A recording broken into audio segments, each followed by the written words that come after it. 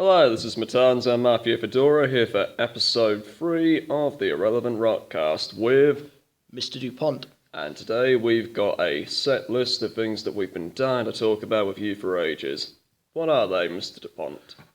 We've got some things that we've had listed over the past few weeks that we promised we would talk about, including my review of The Darkness at Southampton Guildhall about a month ago, Def Leppard and Whitesnake review from Wembley Arena just before Christmas, Foo Fighters, currently where they stand in the market, and Kiss, how they're not better than ever, and AC/DC and how they're too big to play festivals.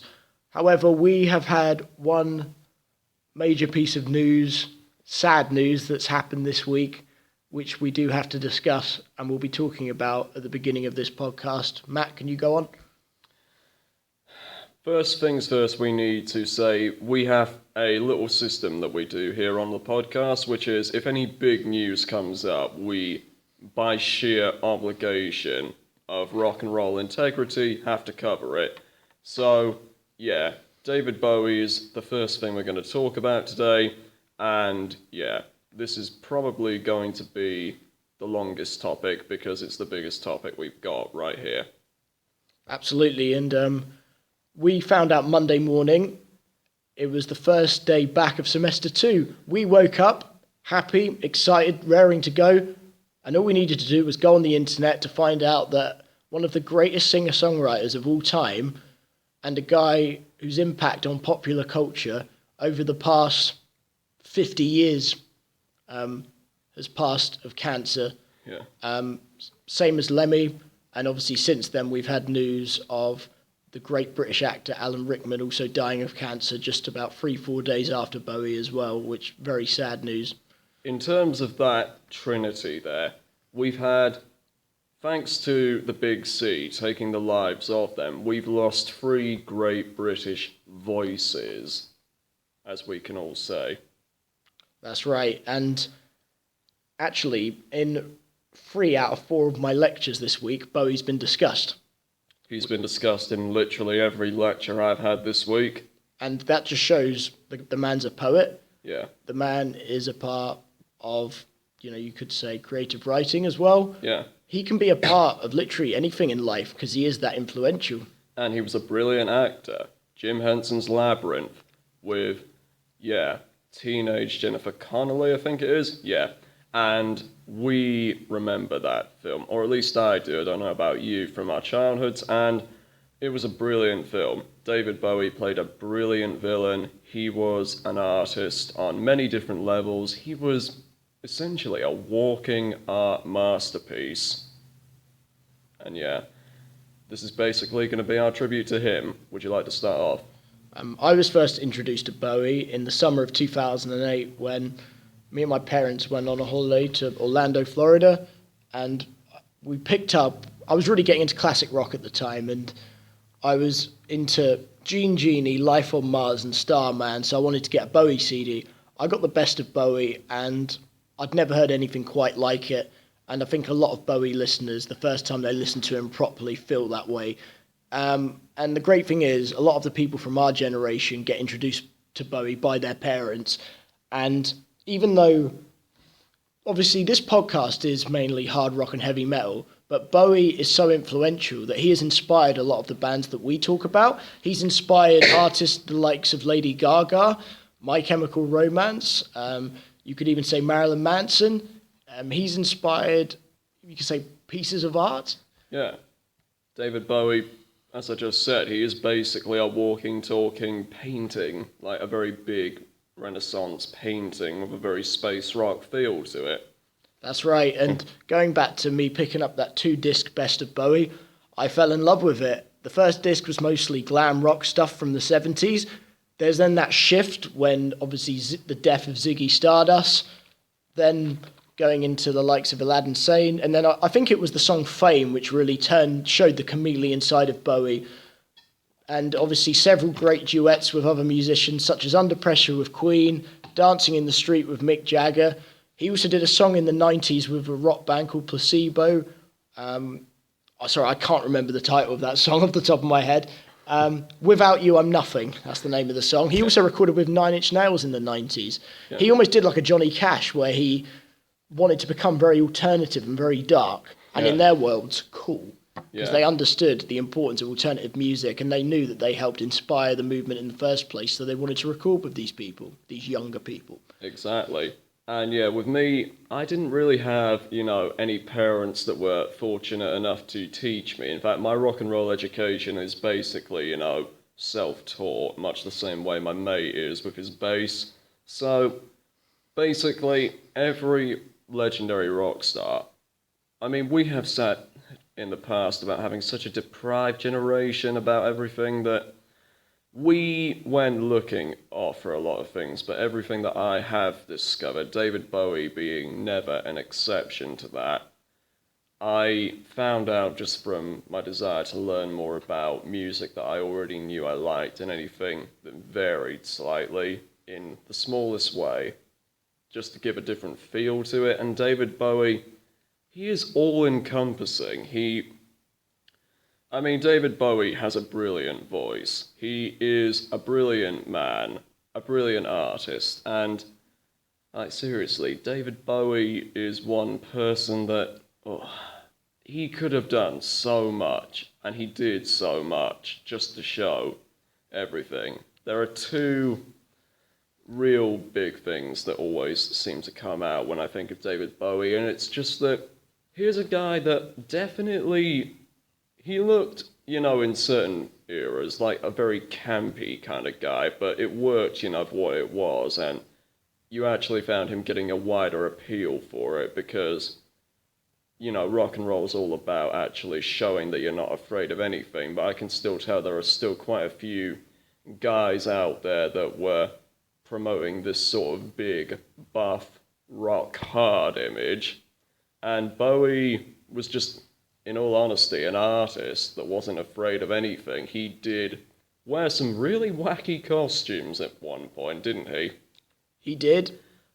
It's interesting because his audience picked up after Fame in the early 70s when he was known as this glam rock icon. Yeah. Obviously, megastar, rock star, with the likes of the Ziggy Stardust era, Suffragette City, like Sorrow, songs like that. Yeah.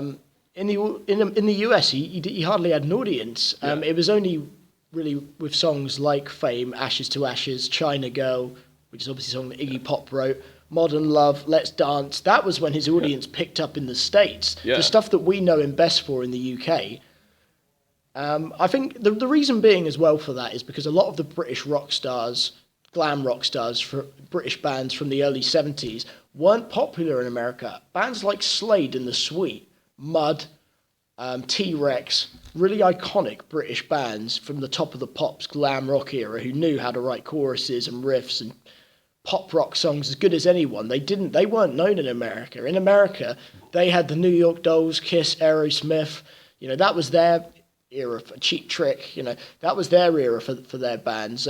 However, though, in the 1980s in the US, I'll try not to go too off topic here, but bands like Motley Crue, Rat, Quiet Riot, Wasp, all the bands that ended up sounding like the Noddy Holders ended up introducing the US to that kind of music. And because Bowie was known as glam rock, he was at times lumped into the top of the pops era bands. And for that reason, you think to yourself, so the likes of Slade and Sweets didn't break America, British bands in the early 70s. That's why Bowie didn't, because he was. But then, obviously, that crossover hit Fame is what did it. Yeah, and with him breaking big in America, he inspired Cherie Currie from the Runaways, and she was the first singer in an all-female rock band. So David Bowie's artistry can even expand to a very big movement in feminism, can't it? Yeah, that's right. Yeah. Chameleon changes his image. Every record becomes a new character. Yeah. And we know about the amount of people who've done that since, the likes of Prince, you could say Beyonce, Lady Gaga, and I mentioned this last week, Scott Weiland as well. Scott Weiland, who died at the beginning of December, his hero and rock icon was David Bowie. Yeah. The way that Weiland used to dress, he used to say, this was inspired by the Thin White Duke era David Bowie. Yeah. And Weiland has also covered a lot of Bowie songs, such as Gene Genie, 20th Century Boy. No, sorry, that's T-Rex, my mistake. But he recovered the Gene Genie, Ashes to Ashes, and Yeah. and the vocal range that David Bowie has is absolutely fantastic. You could listen to a song like Space Oddity, and then listen to a song like Ashes to Ashes or Blue Jean, and you think, is this the same guy? Wow, Yeah. it is, and Yeah. he could sing anything, that man. Yeah, and David Bowie, like, essentially one of the things that I appreciate just as a Southeast boy, he actually does, for the most part of his music, because, yeah, on the vocal range topic, he can vary from, what you expect to hear just in accent-wise, but predominantly he still remains, as a South Londoner, very much an estuary English speaker. Which is a great thing because, yeah, David Bowie essentially, he is one of these people that we have spoken about that even though Brits definitely do have the reputation for making great music, we find a lot of artists, don't we, that still sing with American accents. Mainly that's because, they're just inspired by very big American bands in their type of genre that they want to get into, but you've got to give credit where it's due to people like David Bowie, Billy Idol, the Gallagher brothers, and John Cale. People that can sing their own native tongue. It's just something to be respectable because it makes them stand out. And it makes them stand out in a way that you wouldn't expect them to do so because you just would consider it natural for a Brit, be it English, from South England, Northern England, or a person from Wales like John Cale. You expect them just to sing like that, but they stand out for just being able to do it. It's credible because it's good just to hear that stuff, and you also expect it just to happen a lot more often. So we get pretty eager to hear it a lot more. That's right. David Bowie was born in Brixton, London, Yeah. a place that I've been to several times because of the legendary, roughly 5,000 capacity venue, Brixton Academy. Yeah. These days known as the O2 Academy Brixton, because for O2 customers getting in front of the queue, I presume that Bowie has played that venue several times, more than likely in the 70s, because obviously Bowie would pack the place out if he ever played over the past decade. But that actually reminds me, Bowie retired from touring in 2004. His last UK appearance was at the Isle of Wight Festival 2004, which I think may have been on the Sunday night. I'm not totally sure about that, but Bowie's last UK festival appearance was in 2004, and for that reason I never got the chance to see him at all, and obviously neither did you. No. If Bowie did tour over the past 5 years, I would have definitely have made an effort to get a ticket, because who wouldn't want to go see Bowie? Yeah.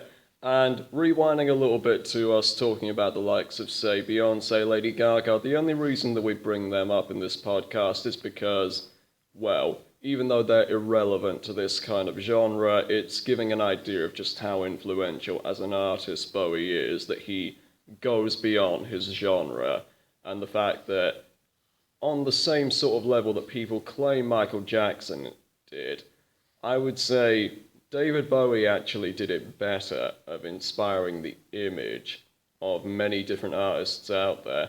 And yeah, David Bowie was a chameleon in every sense, and his music just as much as his image. He could do so many things which just made him universally appealing to many different artists of many different genres. That is something to be credited, and yeah, we just felt the need to do it. Tributes have been flooding through from all over the world, and several rock stars were talking about when they first came across Bowie, the first time they met him. Matt, can you remember the first Bowie song you ever heard?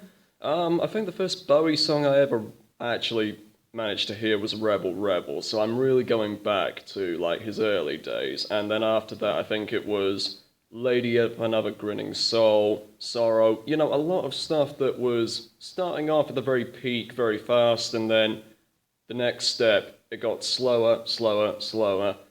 I was getting really entranced by a lot of stuff, and then I just saw a few more things like his duet with Queen, And from there, I think it just went on to Letter to Hermione, which I showed you.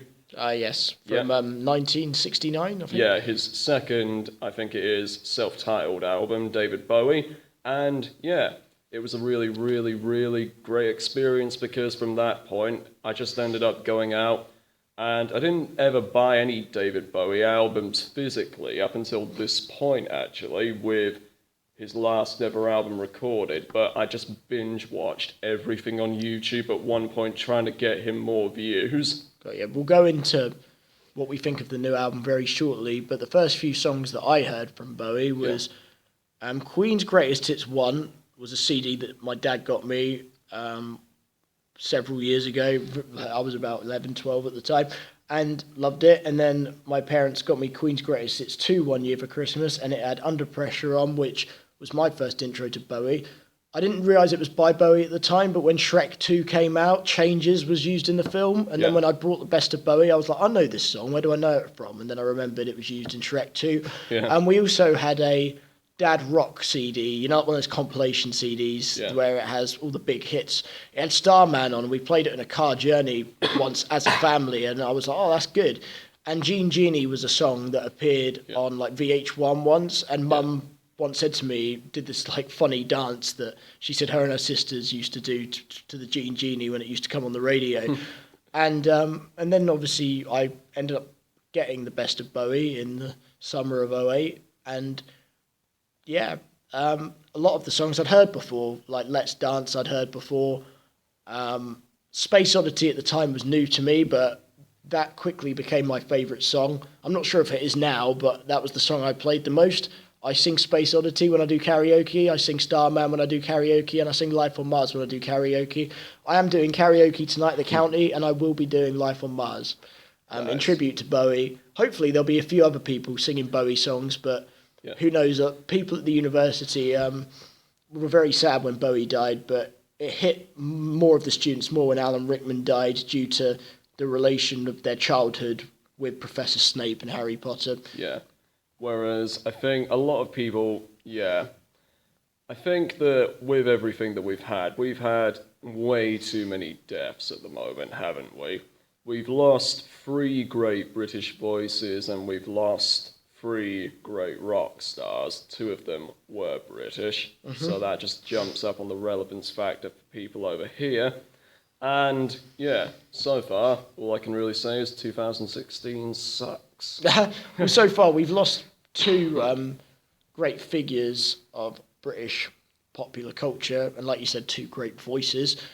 3, actually. Well, in 2016. Yeah, in 2016, but in general, because it's only a couple of days or so beforehand. In fact, 3 days beforehand, it was Lemmy, and I count that more or less as within the same era just because they're so close together. There's no real point in my eyes of splitting them apart. No, not at all. And it is very sad for us to say that Bowie's death is sandwiched between 2 other British legends who also died of cancer because, you know, one thing that we'll never forget in a year's time, 2 years' time, do you remember that time where around Christmas and just after Christmas and we came back when all these great British icons were dying? Yeah. And obviously I mentioned that Scott Weiland is one of my heroes. He died at the beginning of December, which was at the end of semester 1, and you know how gutted I was about that. Yeah. And all I can say is that hopefully for the rest of the next like 11 weeks or so whilst we're recording, there'll be no more, so that we can each week talk about the topics that we have planned without sad news of heroes and icons in our eyes passing, because we don't want to lose any more heroes. We know what life's like. Anything can happen, but it's been a very sad few weeks. And it's just one of those things. Like, we feel obliged as a people of the podcast that we've been put in between a rock and a hard place. We obviously know exactly what we want to do. We want to give you what we promise you, but obviously we know that it would be criminal for us to not talk about said people if they do end up coming to an end of an era. And the other sad thing is, you know, I mentioned last week, 2016, no Motorhead, no Stone Temple Pilots, no Motley Crue because they retired, and now there's no David Bowie. Yeah. There is a chance that we might hear unreleased music in the future. Yeah. But yesterday we both agreed that we would go down to HMV and pick up the latest album, Black Star. In 2013, his last album for 11 years was called The Next Day. I got that from my dad for his birthday, and we both agreed it was a pretty good album. And yeah, actually, believe it or not, around Christmas, the trailer came up for this album. And I actually believe, and I said to my dad, Bowie doesn't look that well. Yeah. And I actually said that to him. The trailer came up, and I know you could say, yes, Bowie's aging, he's 69, but he really... I remember the footage and music videos coming up for The Next Day, which came out in 2013, and thinking, yeah, Bowie looks old, but you can still tell it's him. But I remember when the trailer came up over Christmas for Black Star, thinking, wow, Bowie really doesn't look well. Yeah. And I didn't think Bowie's ill. I just thought he looked ill rather than was ill. And look what's happened. He kept his 18-month cancer a secret. And this album is his swan song. Yeah, this really is his swan song. And I think, yeah, Bowie didn't want his fans to be all that depressed, so he kept it a secret up until now, just so he could give them a proper goodbye and thank you presents. And I really, really, really feel like the best gift that you can give anyone is the gift of music. It really is, just as we have said before, as I've said numerous times, it's a universal defining thing, sound, because there is a sound within literally everything. And I think David Bowie is easily one of the most iconic men that we have ever really had the privilege to live in the same generation of, or group of generations. We've lived in the same era, I mean. But David Bowie, this is a man who you could tell he did great things. He has left a mark that is so recognizable. Whenever I see, some teeny bopper trying to be big and do something outrageously different with their image compared to how they were on the previous album, I'm like, David Bowie did it first. Yeah, Bowie did several things first. Care to list them off, all of them? Well, first, Chameleon. Yeah. He was the first guy I can remember to sing in that style. That actually reminds me, a song that we forgot to mention is All the Young Dudes by Mott the Hoople. Yeah. That song is a David Bowie song that was covered because it was a song that Bowie wrote, and you can tell it's Bowie through and through. Yeah, exactly. And Bowie is also... Okay, I know you can actually mention the Beatles in terms of changing their style, but Beatles, they were always a rock band. Yeah. With Bowie, in the 80s, was he a rock star? Probably. It's hard to place, actually, because David Bowie, I mean, in much the same way how people would always, say, for talking again slightly about Rickman, has often been torn in terms of iconic status from our generation for Severus Snape, and then for just general stuff, Die Hard's Hans Gruber. But the truth is, I think he just had an image that he was who he was, and everything else was just an extension of his persona.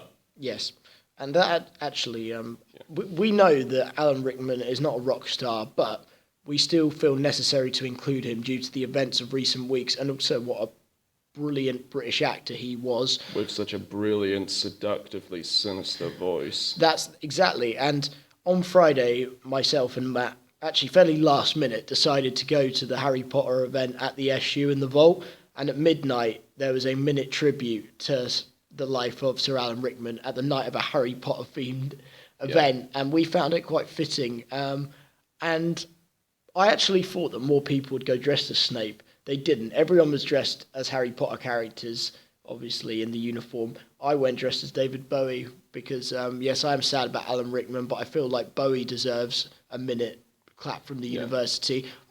However, I have mentioned earlier that he was mentioned several times in lectures, and that is fitting enough for me. I think Bowie's life should be celebrated to the same degree that Michael Jackson's was in 2009. But Bowie is just as important, just as good, just as iconic.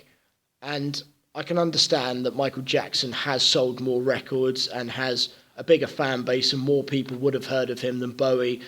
But regardless, is it just because Bowie is deemed a rock star for why he's not celebrated the same way Michael Jackson is? Because in many ways, like, and also Michael Jackson, yeah, he could do an awful lot of different things. Like, there are some songs like Beat It, which are very, very good, you know, at fitting into, I want to say more of a, I would say almost kind of like a very upbeat rock to the point where it borders on pop rock. But either way, Beat It, you know, it was a great song. It definitely did show that Jackson could do a lot of things, but what could he realistically do that Bowie in his prime was not capable of? And don't say the moonwalk, because that was just one specific thing related to Jacko. And Bowie did more for the image of music in general than virtually any other artist to ever get labeled a rock star. Bowie transcends everything. He is, as I've said, Bowie. Bowie is basically just, you know, an adjective and a verb just for everything that, you know, he managed to do in his life, and everything on the same basis of what I've said about Rickman so far. It is just an extension of his own ability. And one thing that I wish they played the other night is Letter to Hermione, because it's a Harry Potter sounding song, and it's by David Bowie. It could have been a great send-off for both of them. Yeah, that relates. Yeah. That definitely relates. If Bowie didn't have a career as a musician, he could have had a career as a poet, an actor, a writer. He was a very clever man. Yeah, and I'm definitely going to make sure that up at the Railway, where we've got the poetry platform, because that's actually going to be a David Bowie themed event, I'm going to see if I can actually pick up one of my things and try and see if I can just read it in the context of David Bowie. If not, I've got 2 days to binge, right? That's right. So wish me luck on that. Another thing which keeps happening, Matt, I mentioned David Bowie on last week's podcast. At the time he was still alive. I mentioned him because we were talking about Weiland's death, and we were talking about how Weiland was the chameleon that Bowie was in the 70s. Yeah. And it's just interesting, even though, like I said, Bowie might not necessarily be something we immediately bring up on this podcast. He is so influential that he even got mentioned last week whilst he was still alive. Yeah. And going back to the new album, what do you think of the first song, Black Star? What kind of impression does it give you when you press play on your CD last night? I think that you summed it up brilliantly. It's like, wow, it's just, it really does seem like a psychological thriller, because this entire album seems to really be, you know, David Bowie giving off something like he's just giving off a very good sensation of all the feelings that you go through, like what you've come to at the end of the road, recollection, looking back on lots of different memories, people that you knew, and the whole idea that you'll have more people maybe in the afterlife that you'll see. I mean, on this basis, David Bowie, his religious views have always been a bit hard to place, but there is a lot of speculation of whether or not he might have been a Christian. He even read the Lord's Prayer at Freddie Mercury's tribute concert, which suggests an awful lot, and track 3 on here is actually called Lazarus, as in the man that Jesus ended up raising from the dead. And yeah, obviously a lot more people would associate that with the Lazarus pit used to bring back Ra's al Ghul in Batman. But yeah, my point is, David Bowie seems to really be coming to, I think this is really just his way of saying to the fans, these are all the songs that have represented me over the course of not just these past 18 months, but my life in general. I want to share that with the world. I want to see if I can still inspire you one more time. I want you all to have every single trace of my life and my music that I can give you. And David, you have done that. He has. The album came out on his birthday, on his 69th birthday, and just a couple of days later he died, and the album is top of the charts. We went in Sainsbury yesterday, it was completely sold out. Yeah. Which is fitting. It's good to know that people are picking up this album. Anyone at Winchester University who's listening, buy it. If you're a Bowie fan, buy it. He would want you to buy it. This is my impression of the album. It's very short. It's only 41 minutes. As I mentioned to you last night, the first song is very eerie. Yeah. The first minute, you're almost frightened. You're kind of like, what is this? Yeah. It's difficult to describe unless you hear it. But he almost sounds like he's dying. Yeah. It's giving that impression of, I've only got a day left to live, help me. It sounds like a help me cry. Yeah. As such. The final song, track 7, I Can't Give Everything Away, just makes you think, yeah, I can't say anything about me having cancer. Yeah. And listening to that song, you almost felt like crying. Yeah. But I am amazed with all the amount of things that we've seen so far that I haven't burst out into tears, but yeah. I'll tell you what, one thing that I would love to hear from is a Bowie fan who bought this before his death. Yeah. I would have picked up this album. This is me being totally honest, as a Bowie fan, as a music fan. Yeah. I probably would have picked up this album in about 3 weeks when I get paid. I wouldn't have picked it up this week. Yeah. But I would have definitely have got it over the next 3 weeks or so. But we both got the album yesterday and it had been out a week. Yeah. Now, what I would like to know is the real diehard Bowie fans who got this album the day it came out, listening to it and thinking, what do they make of it? What do they think of the record? To then 2 days later, him passing and their impression. That is an experience that both of us haven't obviously gone through. Yeah. I would like to hear from a real diehard Bowie fan what they would have thought if they got it before his death. Yeah. Obviously, they didn't have long, but we all know what it's like to be a diehard fan and get the record on the day of release. So, but I'm sure, like I said before, I'm sure in the future there will be Bowie music, unreleased Bowie music to still hit our ears. And if not, we can just cherish the memories. Yeah. Other Bowie CDs that I have at home after buying the best of. I've got Aladdin Sane, I've got The Rise and Fall of Ziggy Stardust and the Spiders of Mars, I've got Scary Monsters and Super Creeps. Yeah, and obviously, like I said, me and my dad have both got The Next Day. And now I've got Black Star. The album cover doesn't actually... I know there's a sticker. Yeah. Obviously, I actually took the sticker off the like wrapper that goes around it. But yeah, there's no mention of his name. It's literally just a black star, and it's got the words Bowie written in star like acronyms. Yeah, exactly. Underneath with black star, black acronyms, white background, just a symbol, almost in the same way that Prince used to.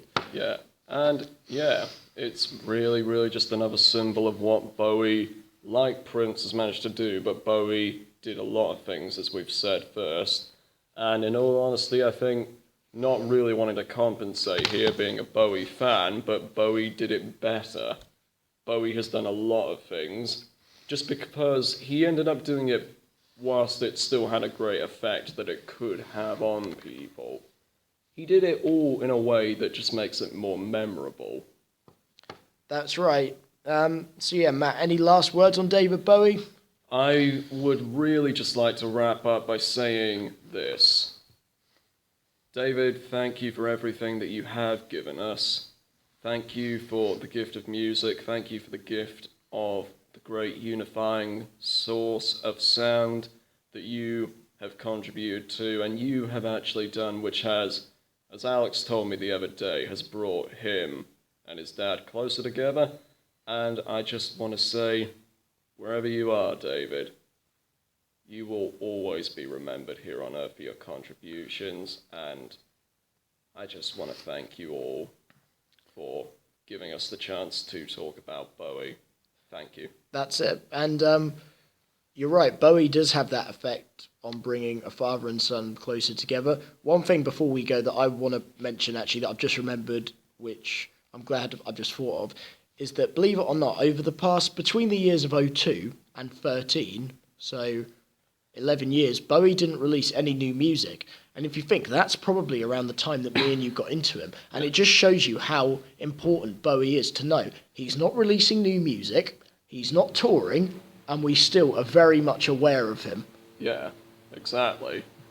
And that's it. And myself and Matt are both going to be celebrating Bowie's life next Tuesday at the Poetry Platform at the Winchester Railway. And we'll let you know how we get on there, but we both plan on writing poems about him. Indeed. All right, well, this is us wrapping up the segment on Bowie. Yeah.